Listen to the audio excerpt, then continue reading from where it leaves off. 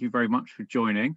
I'm really excited to be able to put on this session for you guys today, because we've got a very special guest, Amelia Beltrao, who's very kindly come to talk to us about her story in terms of using social media and how to use social media to say the C word, because there has been a certain element of taboo around it. And Amelia, we're going to find out why she took it upon herself to speak up, whether it was for her mum, or for others suffering with cancer. And we also need to bear in mind the fact that it is incredibly difficult, given the service pressures and the system pressures that are on the NHS at the moment, given COVID.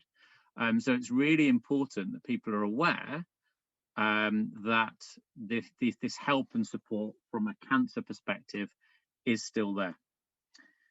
So this is a little bit about me, as usual, the disclaimers and disclosures, and the educational content herein is for the purposes of academic discussion and debate. And considering this will be going out to the public afterwards, then the content in this lecture should not be taken as medical advice. And I would encourage anybody, if they hear anything that concerns them, to seek help from their own GP or healthcare professional. I think that's really important. And also the views that I put in, obviously they're personal views and they don't represent anybody else, or the people that I work for. So last week we covered the universal and transferable nature of communication skills when Rod kind of gave us some of his time.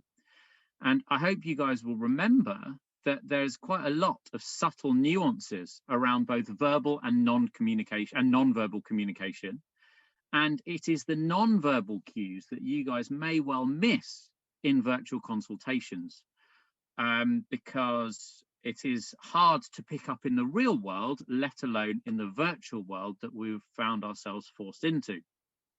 So how may you apply these skills to your future practice? And that was something else we started discussing and thinking about, and also observing the power of social media for both connection, communication, and building professional networks. So, as a summary, these are all the areas, the topics of discussion that Rod went through, which over your 6-year career as medical students and further on when you're practicing doctors, will be applicable to, whether it's dealing with difficult conversations, breaking bad news, the effective communication and in consultations, whether that be in the virtual or the physical world, communicating with senior clinicians. The point that I really like to emphasize here is you may spend 30 minutes talking to one of your patients in an exam, but then you've got to condense that down into 30 seconds. If you don't practice doing that, you're not going to be able to perform in that high pressure environment in your exams. I 100% guarantee it. Then there's also communicating in clinical crises, which again, it's many years off for you all, but there's no harm in thinking about how you would behave and react in those situations, because ultimately that's what we're training you for. When the adrenaline is pumping through your body and a crash call goes out, how do we make sure that you're in the best possible shape physically and psychologically to make an impact in that area? And we'll remember that little example that I gave about never running, and I would ring ahead and all that sort of stuff. And then finally, also dealing with difficult people, patients, colleagues, and situations. So to bring that on to today, this week, we start that 6-year journey of putting those clinical communication theories into practice. And remember, as I pitched it last week, it was Rod's wagon wheel of emotion, because I didn't actually get a chance to do the research into Professor Plutchik, can't even say his name, who was an emeritus professor at Albert Einstein College. And it's quite interesting looking into his work, because, for instance, say you're in a situation where you feel threatened. The inferred cognition in that would be danger, and then you would have all the adrenaline coursing through your veins, like the fight, flight, or freeze response that we talked about. You may well have a feeling of terror or anxiety, and you may well want to run away or fly away, because the point of that is to try and protect you. There are evolutionary reasons why these behaviors are absolutely hardwired. And you, as future doctors from 2026 onwards, are in the absolute privileged position of getting training in both communication as well as the science behind medicine, so you can unpick all these emotions for whoever comes in front of you. Because we need to remember that the patients that come in front of you are having possibly the worst time of their life. And when you engage with them, it might be the 1000th time you've done something like take blood or break bad news about cancer. So I'd I make no apology for bringing it up now, right at the beginning of your training. And I would really encourage you to think about how this will apply throughout your training. Because I can remember when I was interviewing for medical students at both Nottingham and Leicester, we used to ask people to select the unhappy faces, or what do we think this person's thinking? What do we think this person's thinking?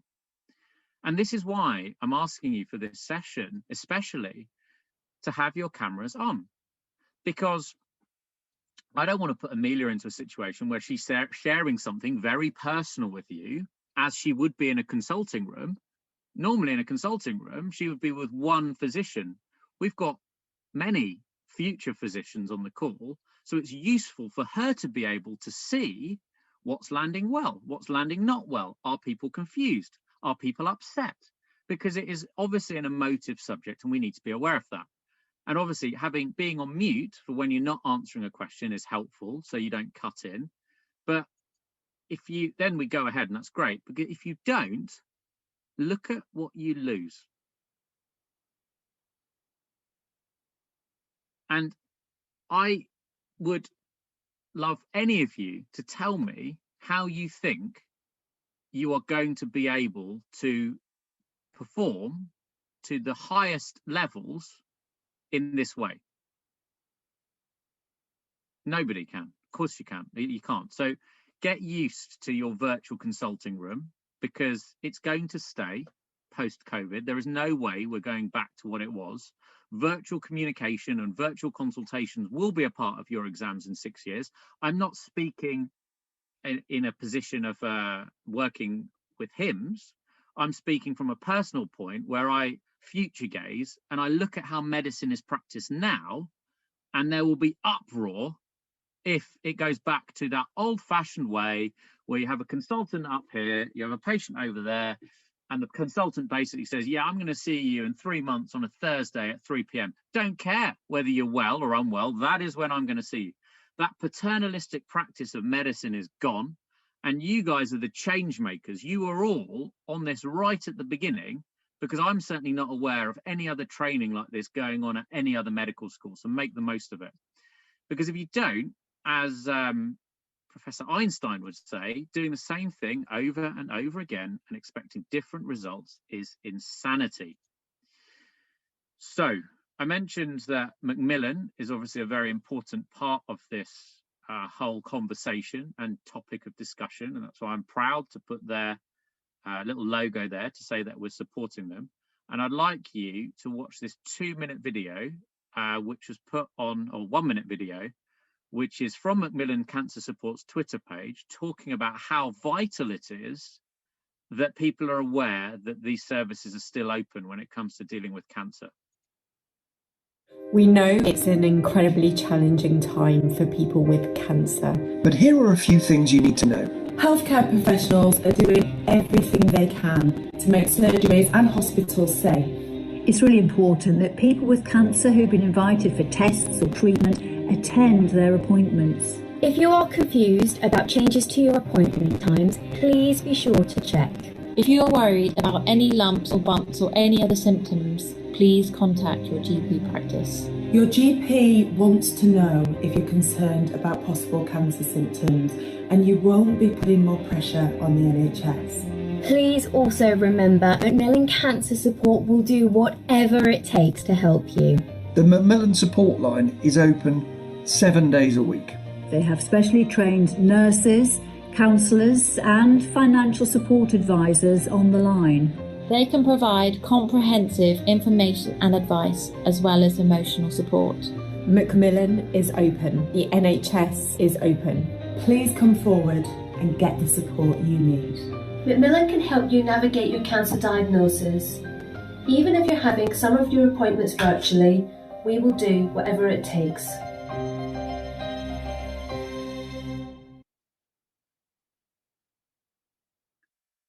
We know it's an...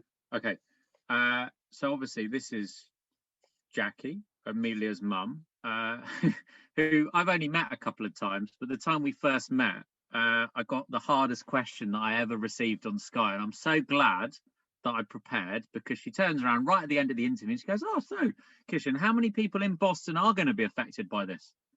And that comes back to that preparation thing. Thank God I did the preparation and I had the numbers, because it's a perfectly valid and justified question. Didn't expect it from a sports reporter, but nevertheless, it goes back to what both Amelia and Rod and Poppy said in the talk last week, where any interaction, any consultation you need to prepare for. So that is Jackie's Twitter, which I would strongly recommend you go on if you want to get a warts and all insight in terms of the ups and downs of living with breast cancer and a recurrence of breast cancer. And for those of you that aren't on Twitter, just to introduce what's going on here today, I've put this little montage together. And so I saw this, Jackie running up and down the stairs saying, when you can't leave the house in lockdown, she's shielding, she runs up and down the stairs to burn off a sugar spike after brekkie. Couldn't do that many though, it burns.